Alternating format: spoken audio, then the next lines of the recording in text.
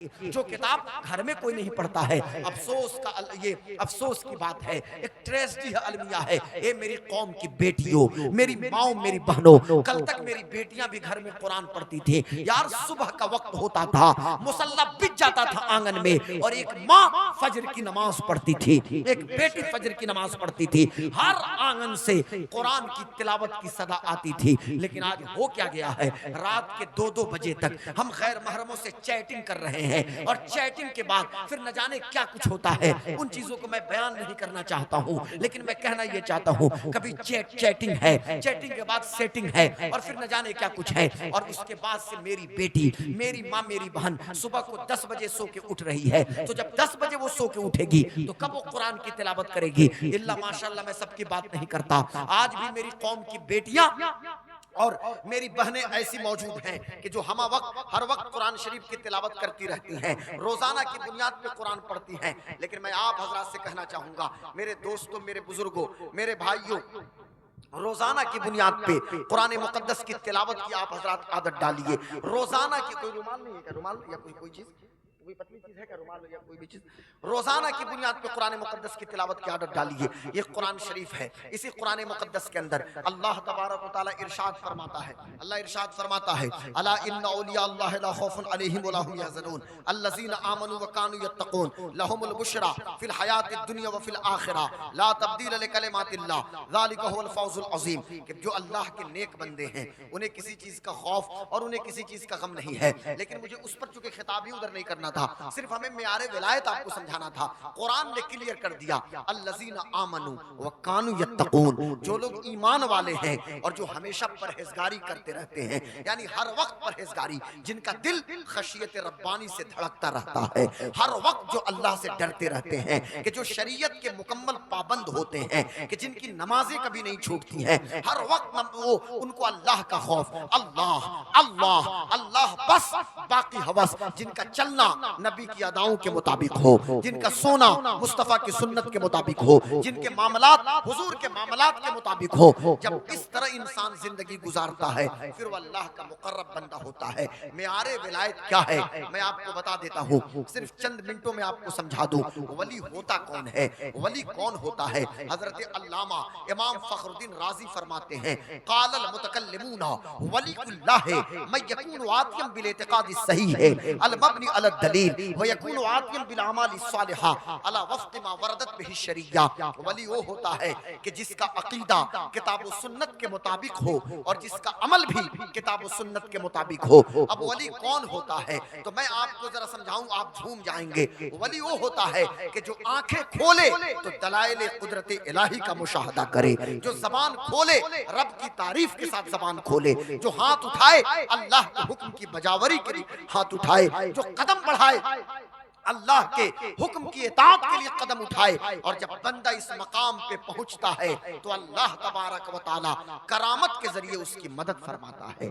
ये है मियारे विलायत मेरे दोस्तों। अब इतनी बात आप समझ गए, इसमें कहा मैंने जिक्र किया कि खूब लाल पीला कपड़ा पहनना या कमर तक बाल बढ़ा लेना या 10-20 अंगूठी पहन लेना, ये तो मियारे विलायत नहीं है ना। मियारे विलायत ये है कि बंदा शरीयत का मुकम्मल पाबंद हो, चूंकि शरीयत असल है। कुछ जाहिल नुमा पीरों ने ऐलान किया कि शरीयत क्या है, हम तो तरीकत वाले हैं, हम तो तरीकत वाले हैं, हम तो तरीकत वाले हैं। मैं कहता हूं तरीकत है क्या? शरीयत ही से तो तरीकत है, शरीयत है तो तरीकत है, नहीं तो शरीयत नहीं तो तरीकत का वजूद नहीं है। इसलिए अगर यहाँ पे ये सांप जागिर सांप निकला में इशा की नमाज फर्ज होगी तो नमाज तो यही अदा की जाएगी ना। लेकिन कुछ पीर आए, उन्होंने कहना शुरू किया, हम तो काबे में जाके नमाज पढ़ रहे हैं, हम तो बैतुल मुकद्दस में जाके नमाज पढ़ रहे हैं, कोई कह रहा है हम तो मदीना में जाके नमाज पढ़ रहे हैं। यार मदीना और काबा और बैतुल मक़दिस में जाके क्यों नमाज पढ़ते हो? उत्तर दिनाजपुर ही में पढ़ लियो तो बहुत बेहतर काम हो जाए। तुम यहीं पे पढ़ लो, इस्लामपुर में पढ़ लो, रामगंज में पढ़ लो, ये अराली में पढ़ लो, धुर्रा में पढ़ लो, जागीर सांप निकला में पढ़ लो। इन्हीं इलाकों में जब फर्ज हो जाए तो यहीं पढ़ लो ना, फिर हम समझ जाएंगे साहब आप पाबंद हैं। तो मैं कहना ये चाहता हूं मेरे दोस्तों, और पाबंदी सिर्फ इन्हीं चीजों का नाम नहीं है, बल्कि सबसे बड़ी बात मैं कहना चाहता हूं, अपने जाहिर बातिन को एक करना। मेरे गौस पाक शेख अब्दुल कादिर जिलानी, इसको कान खोल के नौजवान आप भी सुनेंगे, मेरी कौम के नौजवान, मैं नौजवानों से खास तौर से एड्रेस कर रहा हूँ कि मेरी कौम के नौजवानों इसको जरा सुनना, मेरी बेटियां मेरी बहनें भी सुनेंगी। मेरे गौस पाक शेख अब्दुल कादिर जिलानी रज़ी अल्लाह ताला अन्हु तकरीर कर रहे हैं, गौसे आज़म ने फरमाया कि तुम मजमा में लोगों के बीच अल्लाह अल्लाह अल्लाह कर रहे हो, लेकिन जब बंद कमरे में जाते हो, जब बंद कमरे में जाते हो, जब तन्हाई तुम्हें मैसर आती है, यानी तुम्हारा दरवाजा बंद होता है कमरे का, कमरे में तारीकी होती है, कमरे में तन्हाई होती है, उस वक्त तुम जरा सोचो कि तुम अल्लाह के कितने करीब हो। अगर वहां अल्लाह के करीब हो, मजमा में तो जाहिर सी बात है कि अल्लाह अल्लाह सब करेंगे। एक पर्सनल लाइफ होती है और एक पब्लिक लाइफ होती है। पब्लिक लाइफ में सारे इंसान अच्छा दिखना चाहता है। आप देखिएगा, एक इंसान रास्ते में चलता है, अगर उसका पैर फिसला भले से उसको चोट लगेगी, लेकिन उठ के कपड़ा झाड़ेगा और इर्द गिर्द देखेगा कोई हमको गिरते हुए देखा तो नहीं है, यानी गिरते हुए कोई हमको देखा तो नहीं है। मतलब ये कि लोग देख लेंगे तो लोग अगर देखेंगे तो लोग हंसना शुरू कर देंगे, यानी लोगों की फिक्र है, गिरते हुए कोई हमें देखा नहीं है। पैर टूट जाए लेकिन अपने दर्द की फिक्र नहीं, उठ के देखेंगे किसी ने देखा तो नहीं है गिरते हुए। यानी अब जरा देखिए, तो वो पब्लिक लाइफ है। तो पब्लिक लाइफ में तो जाहिर सी बात है, ये जुब्बा है, ये इमामा है, ये दाढ़ी है, ये खूबसूरती है, ये जर्क बर्क लिबास है। पब्लिक लाइफ में तो साहब जिनको दे रखे हैं जमाने ने शराफत के खिताब, अब आगे मैं नहीं कहूंगा, जिनको दे रखे हैं जमाने ने शराफत के खिताब, यानी लोग उनको शरीफ समझ रहे हैं। तो जाहिर सी बात है गौस पाक क्या फरमा रहे हैं कि तुम्हारी पब्लिक लाइफ तो बड़ी अच्छी है, यानी तुम हर मामले में कहते हो लोग क्या कहेंगे, लोग क्या कहेंगे, लोग क्या कहेंगे। बेटी की शादी है, खाने का इंतजाम करो, खूब दावत दो, भले से ब्याज पे कर्ज क्यों न लेना पड़े, भले से सूद पे कर्ज लेना क्यों न पड़े। लोग क्या कहेंगे, पड़ोसियों के हुकूक को अदा नहीं कर रहे हो, लोग क्या कहेंगे, अमीरों को दावत में बुला दिया, लोग क्या कहेंगे, उलमा को कुछ नहीं, यानी हर मामले में लोग क्या कहेंगे। 10,000 का मोबाइल है, अरे लोग क्या कहेंगे, चलो आईफोन खरीद लेता हूँ, 1 लाख रुपए का मोबाइल लेता हूँ, लोग क्या कहेंगे, लोग क्या कहेंगे। यानी पब्लिक लाइफ में रिया के चक्कर में, नमूद के चक्कर ने, दिखावा के चक्कर ने हमारे वजूद को खोखला कर दिया।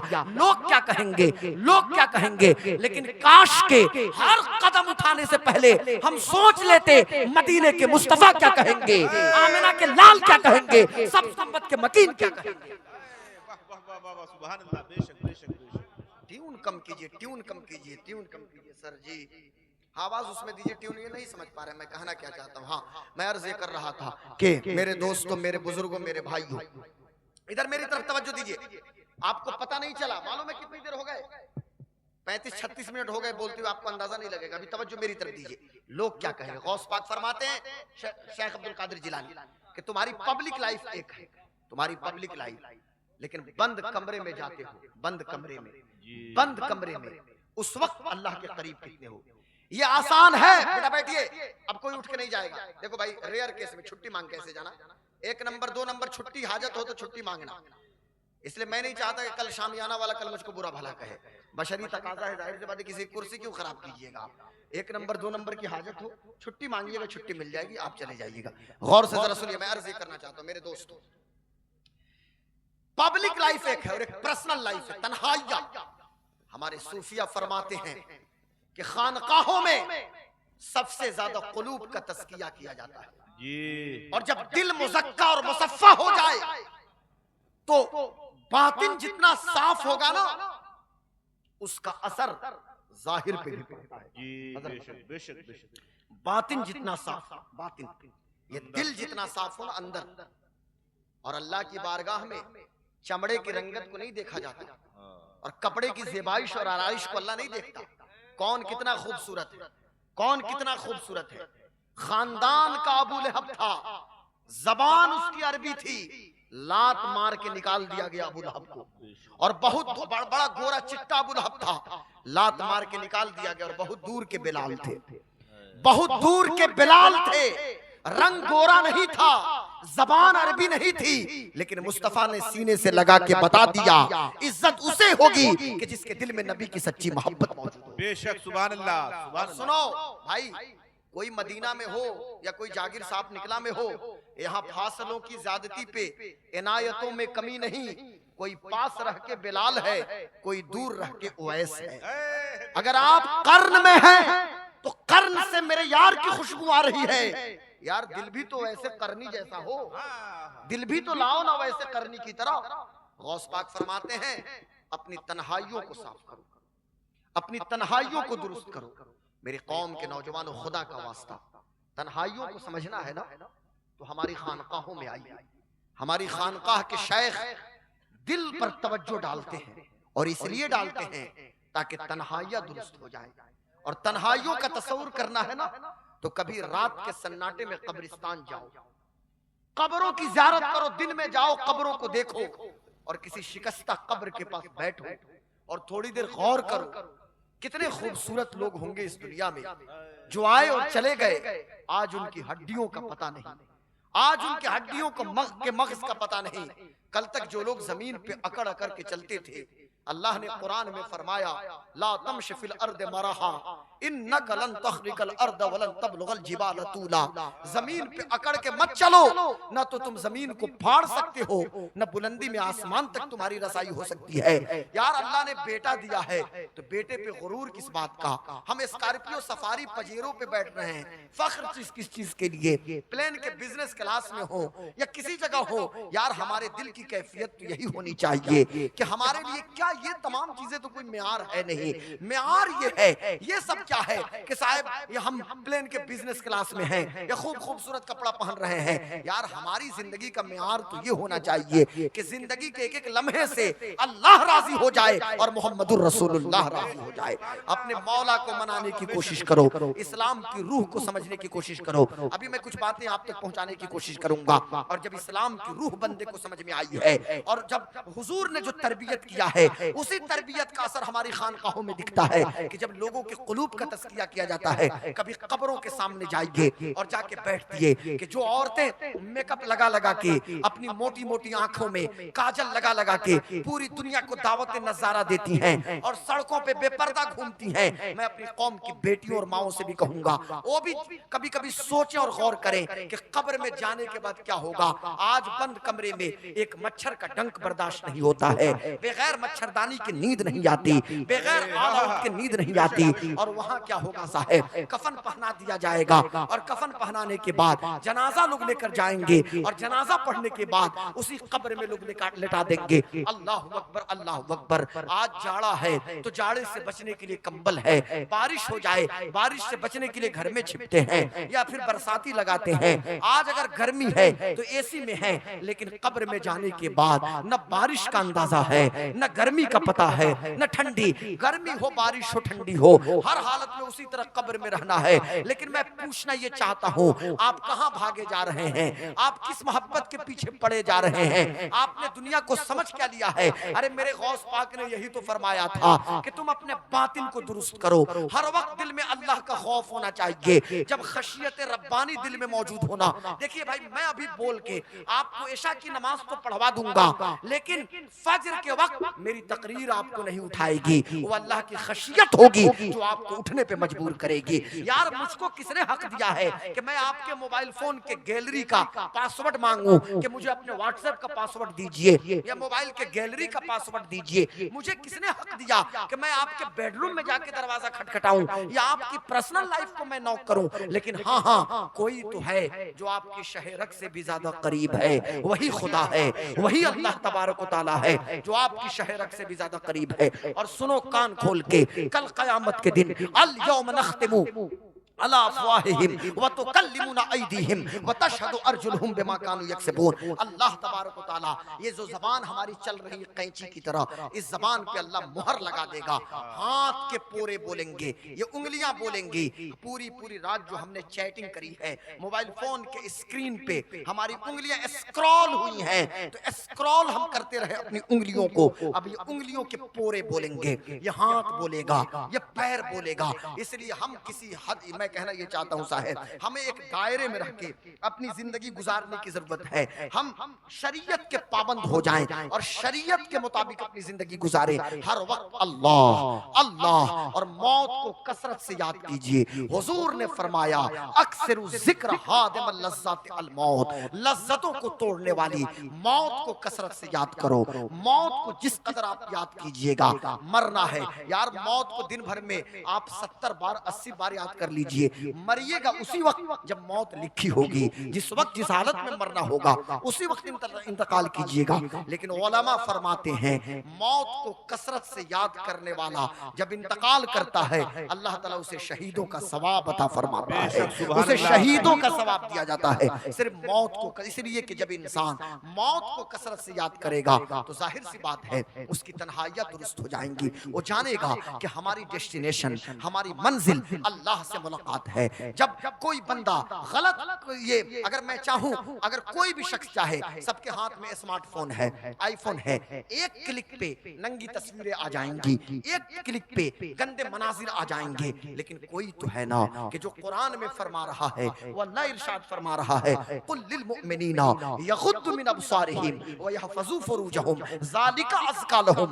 इन्नल्लाह खबीरुम बिमा यसनऊन। हमारी खानकाहों में हम क्या करते हैं? हमारी खानकाहों में किसी चुगली करने का तरीका नहीं बताया जाता, खानकाहों में गीबत नहीं होती है, हसद, इनाद, बुग़्ज़ और इन चीजों, तोहमत, इन चीजों की तालीम खानकाहों में नहीं दी जाती है। हमारी खानकाहों में ये बताया जाता है कि सबसे पहले 3 चीजों पे कंट्रोल करो। गौर से सुनिएगा, 3 चीजों पे कंट्रोल करो। चूंकि कुलूब का तस्किया करना है, बातिन को साफ करना है, तो फरमाया गया अपनी जबान पे कंट्रोल करो, अपनी शर्मगाह पे कंट्रोल करो और अपनी आंखों पे कंट्रोल करो। अब रुकिए, इसे यहीं पर रुक जाइए, इसी हवाले से अब मेरी गुफ्तगू हो जाएगी और बात फैलेगी तो फैलती जाएगी, क्योंकि बात वही सब आ रही है ना वहीं पे कि खानकाहों का पैगाम क्या है। मैंने मेयार विलायत बता दिया, हमें देखना है शरीयत का तराजू होना चाहिए, मेयार शरीयत हो। हजरत अल्लामा मौलाना मेहरुद्दीन साहब भी जानते हैं कि मेयार असल जो है वो शरीयत मुस्तफा है, हुजूर की शरीयत है। उसी मेयार पे हम किसी की जिंदगी को तौलेंगे और उसके बाद हम अपना फैसला सुनाएंगे कि मेयार विलायत क्या है, वो शरीयत मेयार होनी चाहिए। बात मेरी दूसरी समत में न चली जाए, मैं कहना ये चाहता हूं कि हमारी खानकाहों में कुलूब के तस्किया की जो तालीम दी जाती है, तो 3 चीज पे कंट्रोल, जबान पे, शर्मगाह पे और अपनी निगाहों पे। अब तवज्जो से सुनिएगा, आज फितना और फसाद का सबसे बड़ा जो जरिया है और फितने और फसाद की जो जड़ है ना, वो हमारी और आपकी जबान है। जबान हमारी और आपकी है। और हमारे सूफिया ने तो यही कहा ना, हुजूर सल्लल्लाहु अलैहि वसल्लम की हदीस को कोट किया कि सिद्क़े मकाल, हमेशा सच बोलना। तो जब इंसान बहुत ज्यादा बोलता है ना, तो जरूर इधर उधर की बात वो करेगा, जरूर उसमें झूठ की आमेजिश करेगा। और जब इंसान कम बोलेगा, मेरे प्यारे आका सल्लल्लाहु अलैहि वसल्लम इरशाद फरमाते हैं, अच्छे मुसलमान की पहचान ये है और मोमिन की पहचान ये है कि हर लायानी गुफ्तगू को छोड़े, अपनी जबान से जब भी बोले तो अच्छी बात बोले, नहीं तो खामोश रहे। अब मैं चंद मिसालों से आपको समझाता हूँ कि क्यों खानकाहों में पाबंदी लगा दी जाती है कि अपनी जबान पे कंट्रोल करो, अपनी जबान पे कंट्रोल करो। हमारे सुल्तानुल हिंद ख्वाजा मोइनुद्दीन चिश्ती तकरीर कम करते थे, खामोशी के साथ बैठ जाते थे। लोग आते हैं, गरीब नवाज को देख रहे हैं, इस्लाम कबूल कर रहे हैं। मुझे बताइए, हुजूर मुफ्ती आज़म हिंद ने कितनी तकरीरें की हैं? जरा बताइए तो कि सरकार मुफ्ती आज़म हिंद ने कितनी तकरीरें की हैं? हुजूर मुफ्ती आज़म हिंद इशा की नमाज के बाद जब जलसे का आगाज होता था, आप आके स्टेज पे बैठ जाते थे और क्या जिगरा था कि